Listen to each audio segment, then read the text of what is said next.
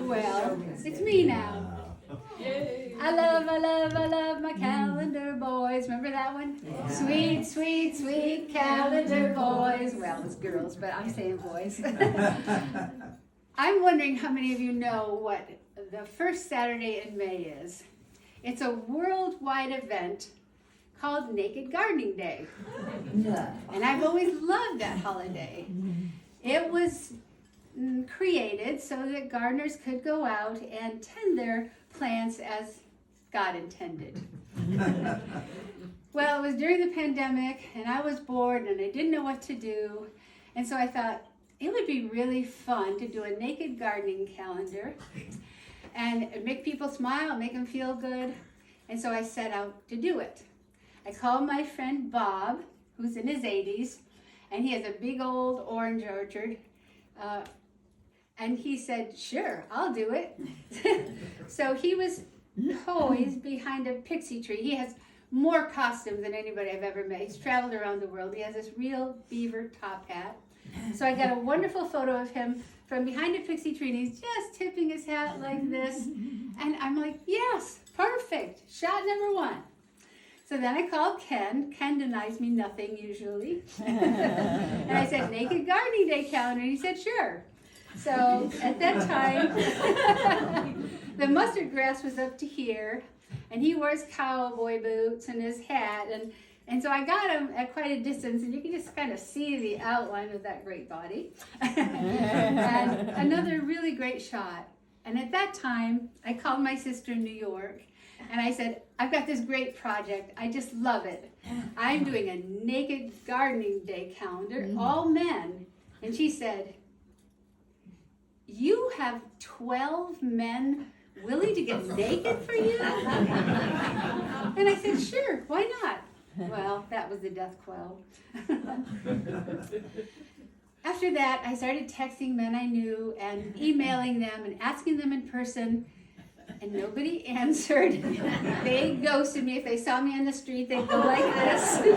They didn't want to know me. They were embarrassed. But I thought I didn't want to give up easy. So I have one more friend. His name is Sonny. He lives up at Hermiston Ranch. And he has these donkeys as big as horses. They're called mammoth donkeys. And every time he goes into the corral, they come running over and nuzzle his neck, and it's the sweetest thing you've ever seen. And I said, Sonny, Naked Gardening Day, I want to do a calendar, and I want you to be in it. And he said, Karen, donkeys, naked men, no. So I got the message. But I still wanted to do something, and Denise was our veterinarian assistant. And her husband is so handsome. And so I called him up and I said, can I do photos of you out in the lemon groves? And you can keep all the photos. We'll just do it for fun. No mention of nakedness. And he said, sure. And we were walking around the lemon grove. And he started to tell me the story of his life. And it was so beautiful. I almost cried. This man was so incredible. He grew up in Harlem, and his mother worked all the hours that God gave, and he tended the children. And he decided that when he grew up, he was going to be the father figure that troubled kids needed. And he went about doing just that. And so then I went, oh, yes, this is the calendar I'm supposed to make. I'm supposed to make a calendar of all these men who are good-hearted and generous and wonderful. There was a little problem with that in that most of these men live in the shadows, and they're doing their good deeds in the shadows, and they like it that way. Well, I thought about Ken, because Ken went through a really rough time, and he could have stayed home and pulled the covers over his head and taken antidepressants, but instead of doing that, he put an ad on Facebook and said, I have to work 40 hours a week, but I'm free for 2 more days. If you need help, I'll come and help you for free. And I just started thinking about all these amazing men I knew, and I went, I just couldn't interview them fast enough. And then there was Sam. Sam at Omega Cellular.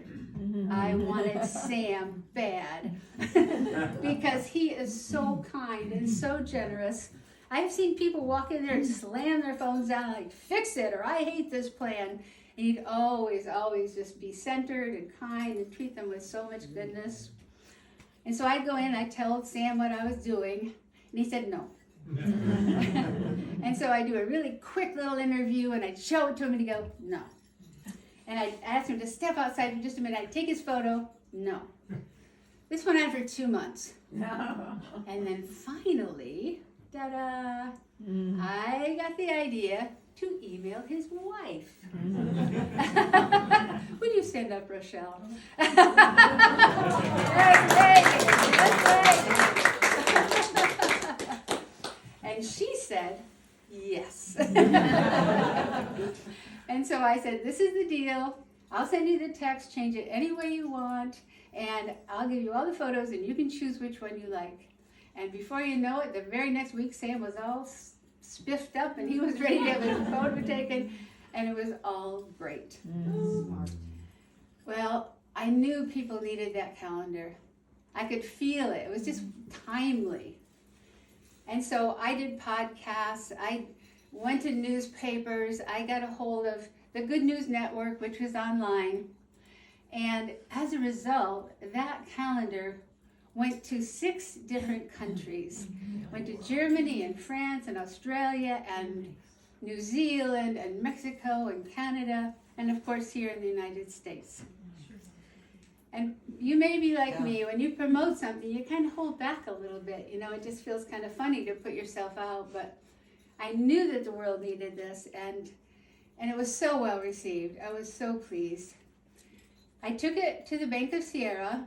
They have artwork up for 3 months. They agreed to put it up. After 3 months, I went to take it down. They said no. And I gave them another 3 months. No. And she said, people love that. They know their local men. They just love reading it. It makes them feel good about life. Leave it. I left that calendar there for 2 years. And then I thought, you know, this is a little embarrassing. It's quite an outdated calendar now. So what I learned is that, I guess for me and probably for all of us, to trust our creativity. When you get that inspiration, you think it's going to be one thing, and then if you just trust it and stay with it, it turns into something even better. And the other thing I learned is we all have good guys in our lives, and we need to honor them, seek them out and honor them. Yes. All right.